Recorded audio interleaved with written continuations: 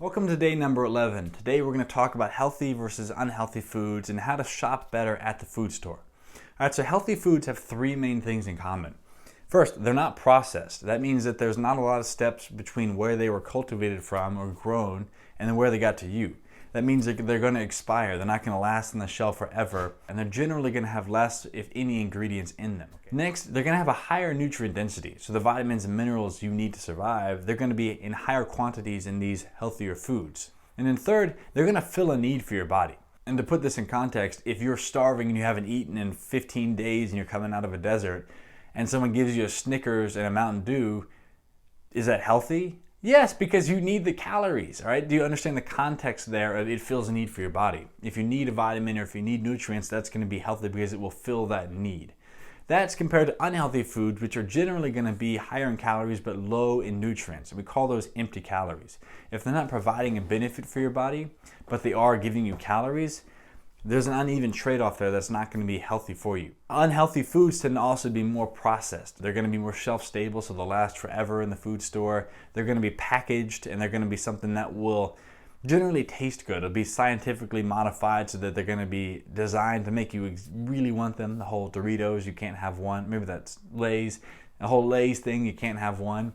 Those are going to be more processed snack or junk foods. And then third, it negatively affects your body. So there's foods that have hydrogenated oils, and that's going to be a lot of cookies and crackers and icings.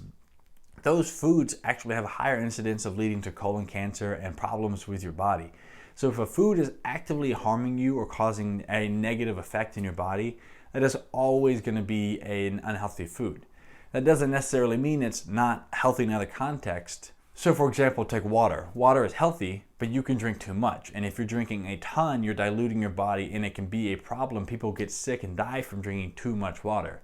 It's rare, but it happens. And so if it's something that's actively harming your body, it can be unhealthy in that context. Now, when you're going to a food store, one big simple tip that will help a tremendous amount is when you shop around the edges of the food store. So don't go in the aisles. So the aisles are where they're going to put things that are more shelf stable so they don't have to switch them out all the time. So those are going to be a lot of your frozen dinners, your junk food, your chips, your crackers, your snacks, all of those things that are highly processed. The items around the outside of a food store are going to be the things you have to switch out regularly. So the meat, the vegetables, the fruits, the bread, the dairy, those are going to be things that they need to have access to. So if you shop the majority of your items from around the outside of a food store, you're going to have less unnatural, unhealthy foods than you would if you go up and down the aisle and picking up every bag of chips or snack food you can find. Make sure you understand the difference and have a general feel for what healthy food is versus an unhealthy food. And when you go to the food store, fill up your shopping cart with at least 80% healthy foods. The higher percentage, the more likely you are going to make better choices through the week.